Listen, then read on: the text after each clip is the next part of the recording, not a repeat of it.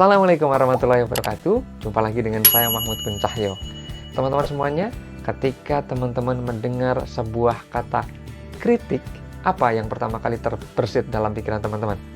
Ya, seringkali banyak di antara kita yang ketika mendengar kata kritik langsung berpikiran, wah menyebalkan, menjemukan, kemudian membuat hati nggak enak, baper, kemudian membuat pesimis, down, dan seterusnya. Ternyata teman-teman semuanya, tidak semua kritik membuat kita jatuh, tidak semua kritik membuat kita down, atau tidak semua kritik membuat kita jadi pesimis. Ternyata ada juga loh kritik yang membuat kita bisa tumbuh, bahkan menjadi lebih baik, dan lebih baik lagi. Setidaknya ada 3 jenis kritik dalam kehidupan kita yang seringkali kita dapatkan. Apa saja? Berikut 3 kritik yang ada dalam kehidupan kita. Baik teman-teman semuanya, dalam kehidupan ini, sebagai orang yang bersosial, yang senantiasa berkomunikasi dengan orang lain, kita tidak akan pernah mungkin terhindar dari yang namanya kritik. Pastilah dalam bersosialisasi kita ada kesalahan, ada kekurangan, atau bahkan kalaupun kita nggak salah sekalipun, pasti ada orang yang seringkali nyinyir dan nggak suka dengan kita. Nah, apa saja 3 kritik yang seringkali kita dapatkan? Kritik yang pertama yang disebut dengan self-criticism. Self, dari diri kita sendiri. Jadi kritik yang berasal dari dalam diri kita sendiri, yang seringkali kita nggak sadar kita melakukannya. Seperti apa sih self-criticism? Contoh nih teman-teman semuanya. Ketika hari ini kita sering mengatakan, saya nggak bisa, saya bodoh, saya payah, saya nggak mungkin sukses.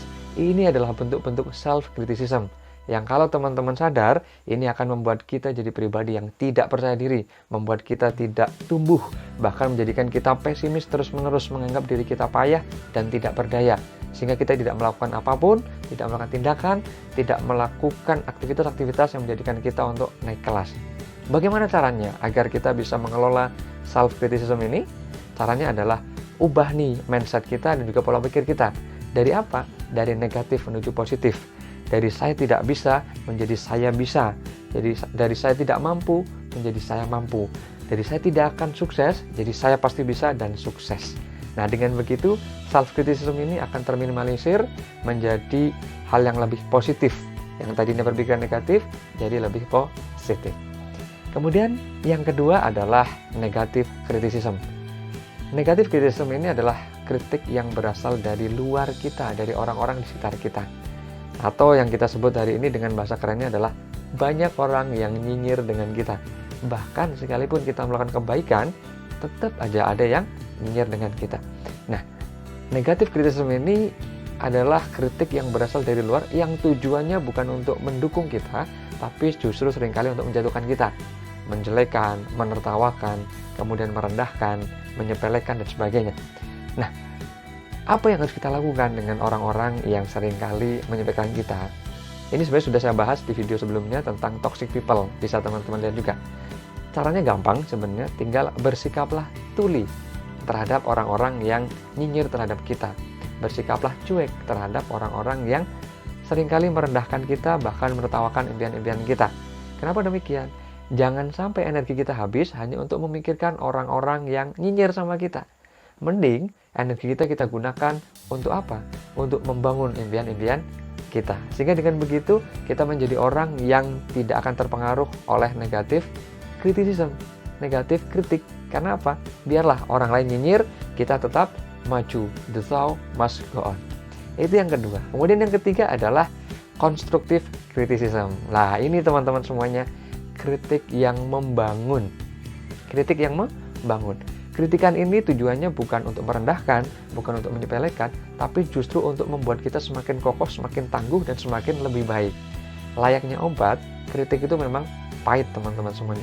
Tetapi ketika kita minum obat, maka kita akan jauh lebih sehat, kita akan jauh lebih baik, dan akan jauh lebih bersemangat. Begitu juga dengan kritik yang membangun ini.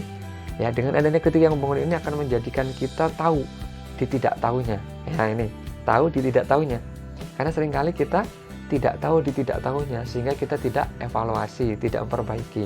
Karena apa? Manusia memang punya sisi blind spot, sisi titik buta, yang kita nggak bisa lihat kesalahan-kesalahan kita, dan hanya orang lain yang bisa melihat. Dengan adanya constructive criticism, orang lain akan membantu kita melihat kekurangan kita, melihat sisi butanya kita, sehingga dengan begitu kita tahu di tidak tahunya. Sehingga kita akan evaluasi, kita akan belajar lagi, kita akan memperbaiki, dan pada akhirnya kita akan menjadi pribadi yang lebih bagus, lebih baik, lebih positif. Yang tadinya mungkin sering ngomong kasar jadi lebih santun, yang tadinya pemalas jadi lebih rajin, yang tadinya egois jadi lebih peka, dan sebagainya. Karena apa? Karena adanya constructive criticism. Ini teman-teman semuanya, ternyata tidak semua kritik itu membuat kita jatuh. Ternyata ada namanya constructive criticism yang akan menjadikan kita justru semakin berkembang, semakin bertumbuh, semakin naik kelas, dan semakin lebih sukses. Itu saja teman-teman semuanya, semoga bisa bermanfaat. Terima kasih. Assalamualaikum warahmatullahi wabarakatuh.